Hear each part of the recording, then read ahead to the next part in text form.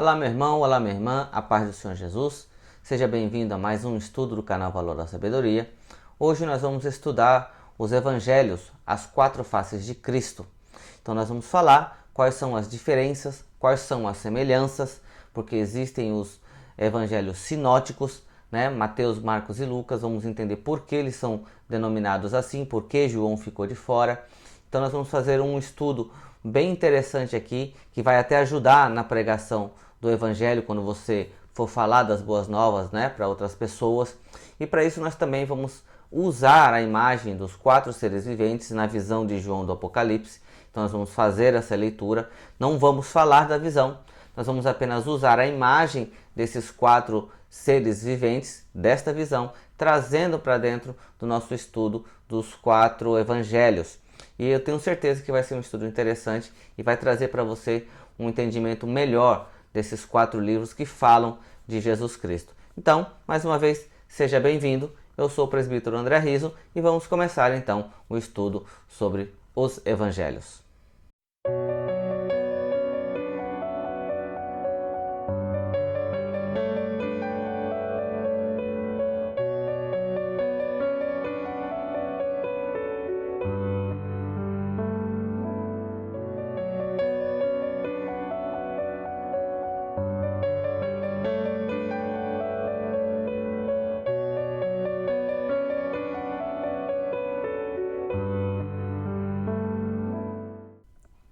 Iniciando então o estudo sobre os evangelhos, a gente vai fazer a leitura da visão de João, que está lá no livro de Apocalipse, no capítulo 4, do versículo 5 ao 9, que diz assim: E do trono saíam relâmpagos e trovões e vozes, e diante do trono ardiam 7 lâmpadas de fogo, as quais são os 7 Espíritos de Deus. E havia diante do trono um como mar de vidro, semelhante ao cristal, e no meio do trono e ao redor do trono 4 animais, cheios de olhos por diante e por detrás. O primeiro animal era semelhante a um leão, e o segundo animal semelhante a um bezerro, e o terceiro animal o rosto como de homem, e o quarto animal era semelhante a uma águia voando. Bem, esta visão que nós temos aqui no livro de Apocalipse, você também vai encontrar no livro do profeta Ezequiel. Porém, nós não vamos focar na visão, nós vamos apenas utilizar a imagem desses 4 seres viventes, trazendo para o estudo dos evangelhos, no caso o leão, o bezerro, o homem e a águia. É bom, antes de começarmos também no primeiro livro, entendermos sobre sinóticos. Você com certeza já ouviu falar dos evangelhos sinóticos, que é composto por Mateus, Marcos e Lucas, ficando de fora João. Sinóticos, ele basicamente significa a mesma visão.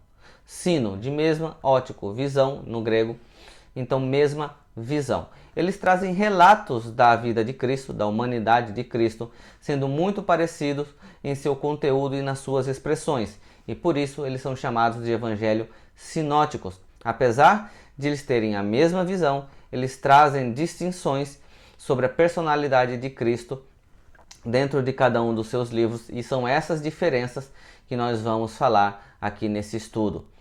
João já não fala da humanidade de Cristo e por isso ele não foi então considerado como um evangelho sinótico.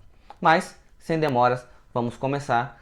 Já não esquece de deixar aqui o seu like, inscreve-se também no nosso canal e clica no sininho para que você seja avisado toda vez que um novo estudo for colocado aqui. Comenta também abaixo o que você está achando desse estudo e também compartilhe com seus amigos, com seus parentes, para que outras pessoas também possam ser alcançadas. Mas vamos lá, começar então com o primeiro livro do Evangelho, que é o livro de Mateus. O Evangelho segundo Mateus. Mateus, ele era um judeu, porém um publicano, porque ele trabalhava para o Império Romano, fazendo a coleta de impostos do povo judeu. Por isso ele não era muito bem visto no meio do seu povo. Na sua carta ele também é tratado com o nome de Levi, ali quando Jesus encontra ele à sua mesa fazendo a coleta. Jesus então o chama e ele abandona o seu serviço, abandona tudo e vai seguir a Cristo no seu ministério.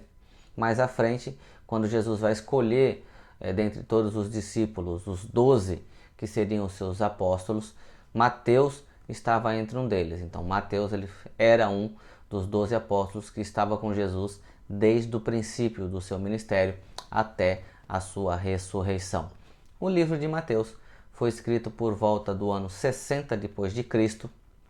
Ele não é o primeiro evangelho a ser escrito, mas ele está na ordem do primeiro entre os evangelhos, assim como toda a Bíblia não está em ordem cronológica, os evangelhos também não estão, mas há um sentido para que o livro de Mateus esteja em primeiro lugar, porque assim que sai então do Antigo Testamento, que era todo o livro lido pelos judeus, entre o Pentateuco, entre os livros dos profetas e históricos, havia-se a necessidade então de se escrever um livro falando de Cristo, uma vez que os judeus assim o rejeitaram, fazendo uso das profecias para tentar provar que Jesus era o Messias. E esse é o objetivo do livro de Mateus. Até porque ele tem uma coligação, ele tem uma ligação com o último livro do Antigo Testamento, que é o livro de Malaquias, porque no fim do livro de Malaquias, no capítulo 4, no versículos 5 e 6, lá está escrito assim: Eis que eu vos enviarei o profeta Elias, antes que venha o grande e terrível dia do Senhor. Ele converterá o coração dos pais aos filhos e o coração dos filhos a seus pais, para que eu não venha e fira a terra com maldição. Então, no fim do Antigo Testamento, há uma promessa, há ali uma profecia por Malaquias de que o Elias haveria de voltar antes do grande dia do Senhor, do dia da ira do Senhor. O que acontece é que no livro de Mateus, a gente vai encontrar ali no capítulo 11, Jesus dando testemunho de João Batista, e lá no capítulo 11, no versículo 13, a gente encontra assim: Porque todos os profetas e a lei profetizaram até João, e se o quereis reconhecer, ele mesmo é Elias, que estava para vir.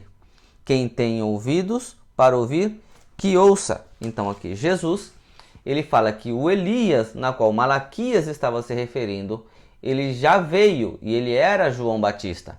E também há uma outra referência no capítulo 17 de Mateus, no versículo 10 e 12, que diz assim: Mas os discípulos o interrogaram, porque diziam, pois, os escribas ser necessário que Elias venha primeiro. Eu, porém, vos declaro que Elias já veio, e não o reconheceram. Antes fizeram com ele tudo quanto quiseram, e assim também o Filho do Homem há de padecer na mão deles. Então os discípulos entenderam que lhes falara a respeito de João Batista. Então, essa conexão entre o último livro do Antigo Testamento, que era lido pelos judeus ortodoxos, com o primeiro livro do Novo Testamento, falando sobre Jesus, era muito importante para que trouxesse o interesse dos judeus a lerem então o Novo Testamento. Além de que a função do livro de Mateus é exatamente mostrar Jesus como rei, e por conta disso é a visão do leão de João ali em Apocalipse que nós trazemos para o Evangelho de Mateus, porque a função do Evangelho de Mateus é comprovar e mostrar que Jesus é o rei prometido de Israel, é o Messias, a qual todas as profecias que se encontram no Antigo Testamento, na qual os judeus não podem negar, apontavam todos para Jesus Cristo. Tanto que em Mateus você vai encontrar 72 referências proféticas, sendo 43 verbais, e de ponto em ponto você vai encontrar dizendo assim: isso aconteceu para que se cumprisse. E aí vai dar referência a uma profecia no Antigo Testamento. Então, o livro de Mateus, ele é escrito especialmente para os judeus, porque ele não só vai fazer referência a profecias que estão no Antigo Testamento, como ele já vai começar usando da genealogia, que é algo extremamente importante para os judeus, para provar que Jesus estava na linhagem de Davi, que estava na linhagem de Abraão. Então, Jesus tem direito ao trono de Davi, que dentro do Evangelho, Jesus entrando na cidade, eles o recebem como rei. Hosana, Jesus ao filho de Davi, ou seja, dando menção de que ele é o rei, seria o Messias prometido. Porém, logo após, quando ele começa a sua pregação, então eles o rejeitam porque ele não veio para lutar com espadas, e sim para trazer a liberdade espiritual e não física ao seu povo. Então, o livro de Mateus, traz a visão do leão, do rei, para que então os judeus pudessem entender que Jesus é realmente o Messias. E por isso, ele faz então o uso da genealogia, das profecias, dos sermões e de algumas parábolas, tendo então uma característica profética sobre o livro de Mateus. O Evangelho segundo escreveu Marcos. Falando um pouco da pessoa de Marcos, ou de João Marcos, como ele era chamado, a gente encontra uma referência no seu próprio livro, no capítulo 14, no versículo 51, onde fala de um jovem que seguia Cristo.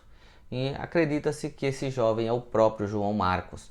Ele não era um discípulo de Cristo, ele não foi um dos apóstolos, porque no ministério de Cristo ele ainda era muito jovem, mas acredita-se que ele tenha visto a Jesus, apesar de não ter participado do seu ministério como os outros.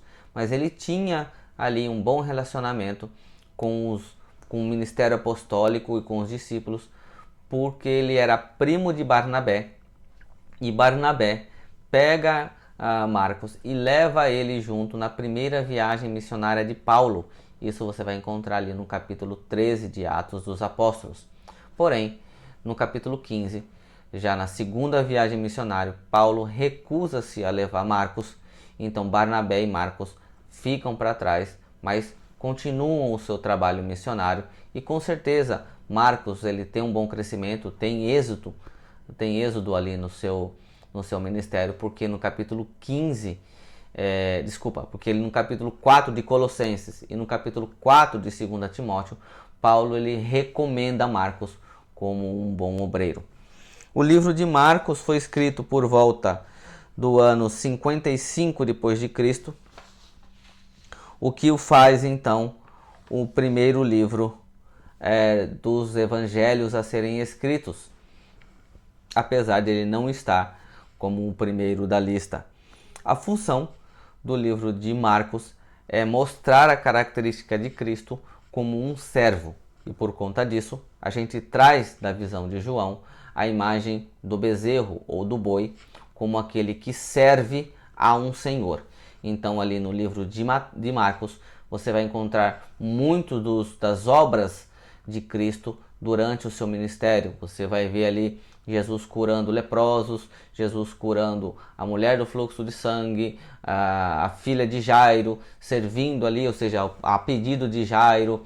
Você vai encontrar ele alimentando o povo na multiplicação de pães e peixes, ele ensinando sobre o ministério de serviço e passando isso para os seus discípulos. Então, o livro de Marcos, ele essencialmente falando sobre a vida prática de Cristo. Então ele tem ali uma característica prática, porque ele vai relatar ali o período de serviço de tudo que Cristo fez, entre milagres, curas e maravilhas, encontrado então no livro de Marcos. E por conta disso, ele então traz ali a imagem do boi como aquele que veio para servir. Então Jesus no livro de Marcos é o que veio para servir e ensinou esse ministério de serviço aos seus apóstolos. O Evangelho segundo Lucas, falando um pouco da pessoa de Lucas, ele era um grego ali da região de Antioquia e ele tinha a profissão de médico, que faz dele então uma pessoa bem instruída ali na sua época. Foi Lucas que acompanhou Paulo na sua segunda viagem missionária, aquela que ficou para trás João Marcos e Barnabé. E Lucas foi comissionado por um homem chamado Teófilo a escrever sobre a vida e o ministério de Cristo. E ali, nas suas viagens com Paulo, é dado também a Lucas a autoria do livro de Atos dos Apóstolos. Então acredita-se que não só ele escreveu sobre a vida e o ministério de Cristo, como ele também relatou o que os apóstolos fizeram após a subida de Cristo para o céu, relatando ali então todos os atos que eles fizeram nos seus ministérios. O livro de Lucas foi escrito por volta do ano 70 depois de Cristo, e ele tem a incumbência de não só revelar a Jesus, mas também ao Deus Pai e também ao Espírito Santo. É um livro que vai nos ensinar a reconhecer, até porque como ele não foi escrito para judeus, ele nos ensina a nós que não tínhamos esse entendimento através de profecias ou das leis do Antigo Testamento, a reconhecer e entender a Trindade. E a gente vai encontrar ali no capítulo 3, no versículo 22, após Jesus ser batizado ali por João Batista, a passagem diz assim: E o Espírito Santo desceu sobre ele em forma corpórea como pomba, e ouviu-se uma voz do céu: Tu és meu filho amado, em ti me comprazo.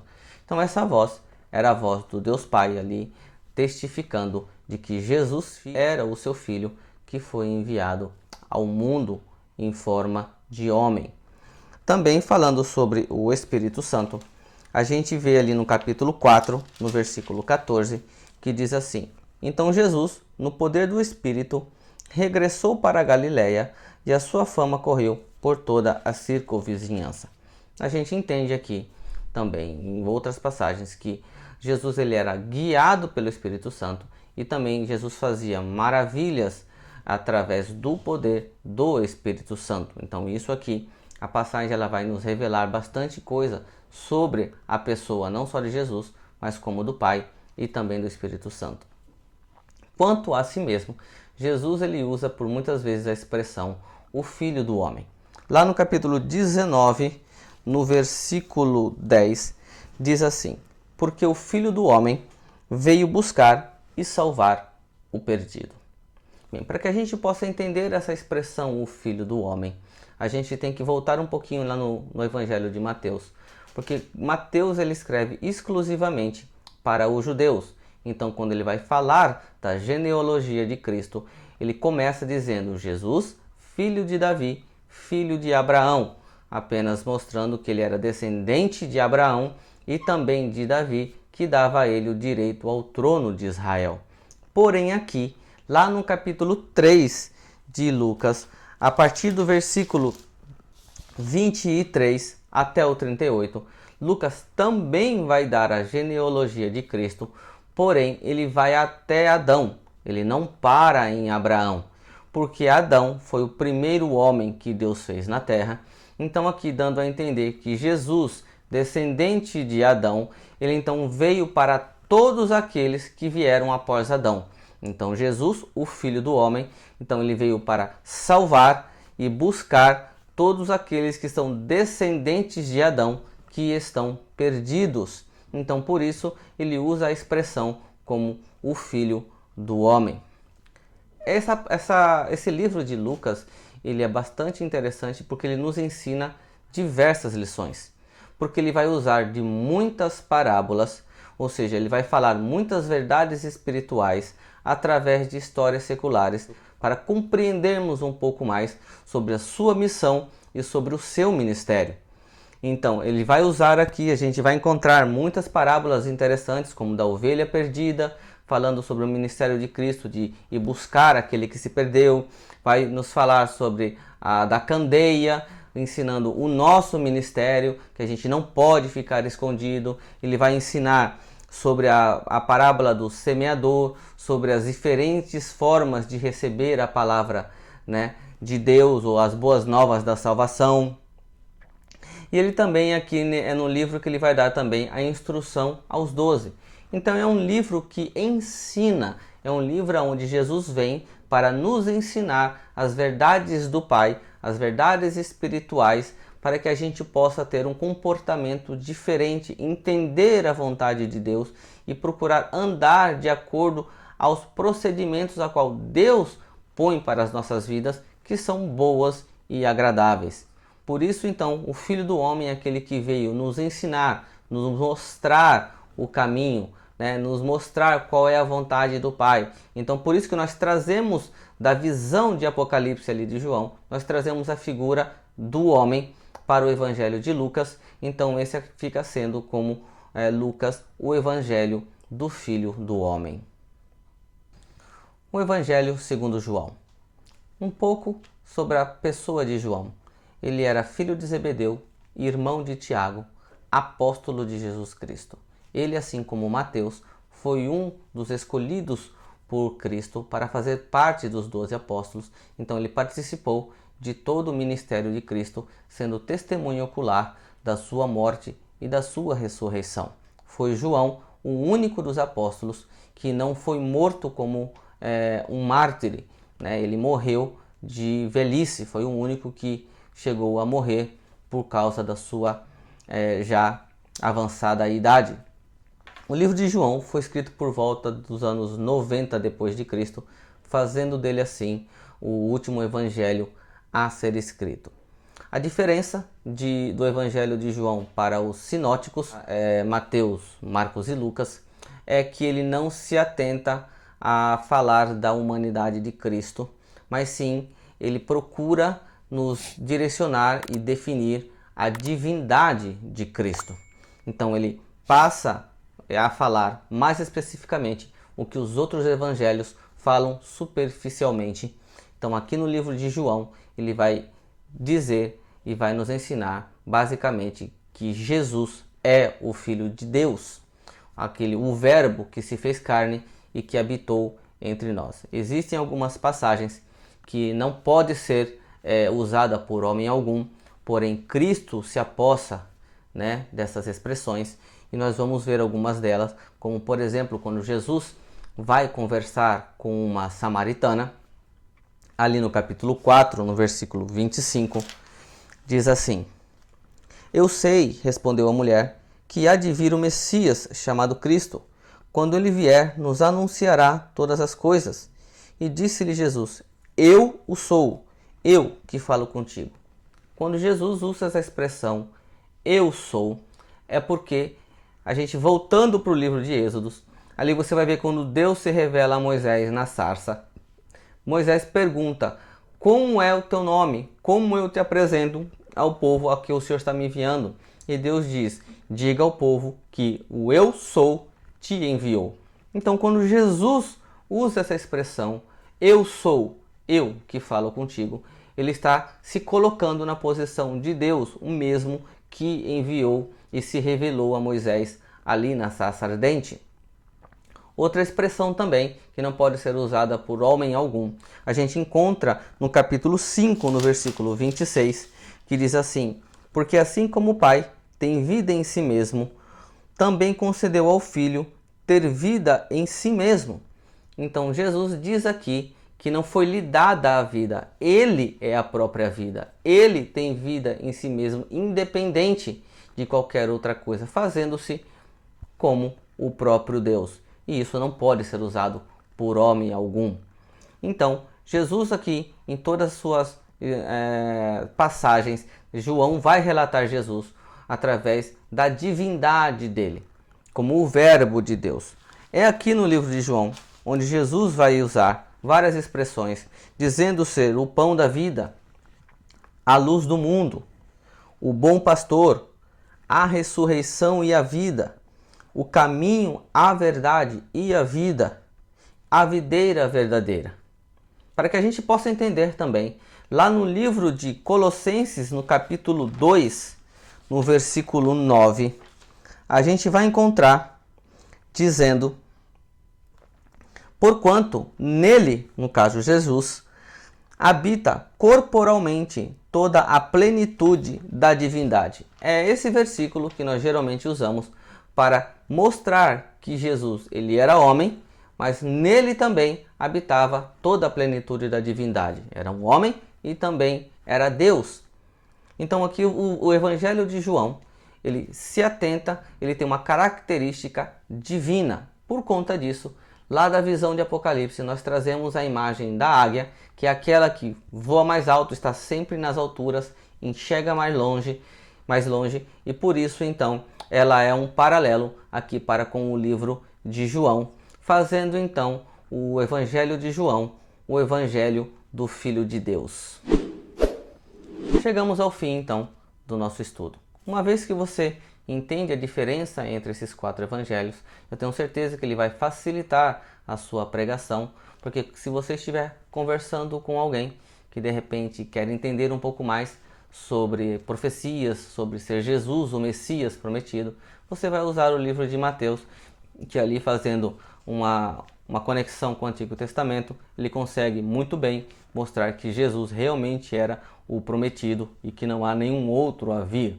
Se você está conversando com alguém que está fraco na fé, está enferma ou precisa de um milagre, você vai fazer uso do livro de Marcos, onde ali vão estar as obras de Cristo, onde ali vão estar recheados de milagres, mostrando que ele veio para servir, que ele ajuda, que ele sustenta, que ele provê, que ele cura, né? Que ele faz obras de maravilhas. Então você vai usar o livro de Marcos ali para levantar a fé desta pessoa. Se você precisa conversar com alguém, essa pessoa não entende direito sobre a vontade de Deus, sobre o mundo espiritual, sobre as verdades espirituais, você aproveita e faz uso ali do livro de Lucas, onde dentro daquelas tantas parábolas você vai conseguir ali então falar e mostrar para aquela pessoa sobre as realidades espirituais, sobre a vontade de Deus, sobre a Trindade, sobre o ministério ali de Cristo. Então vai ser bastante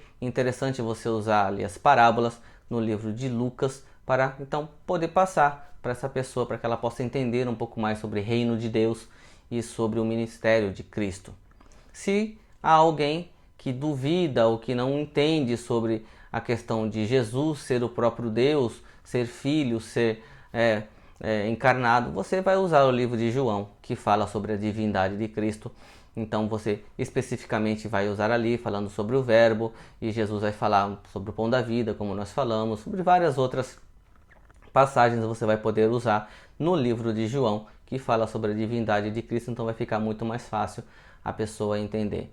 Então assim, você sabendo as diferenças, com certeza vai ficar mais fácil você poder pregar o seu evangelho, aí as boas novas, aos diferentes tipos de pessoas que Deus colocar aí no seu caminho. Sem mais, eu agradeço a presença de todos vocês aqui, ficaram até o fim comigo. Aproveita mais uma vez, deixa aqui o seu like, se inscreve no nosso canal, clica lá no sininho para que você seja notificado. Também aproveita, deixa aqui o seu comentário, o que você achou de todo o estudo, deixa aí sua sugestão, compartilha com amigos, parentes e com aqueles que você acredita que esse vídeo também vai ser de grande ajuda, trazendo aí um pouco mais de instrução sobre a palavra de Deus. No mais, eu agradeço o seu apoio e por você ter ficado comigo, que você fique aí com a gloriosa paz do nosso Senhor Jesus Cristo. Eu te vejo então no nosso próximo estudo. Até mais!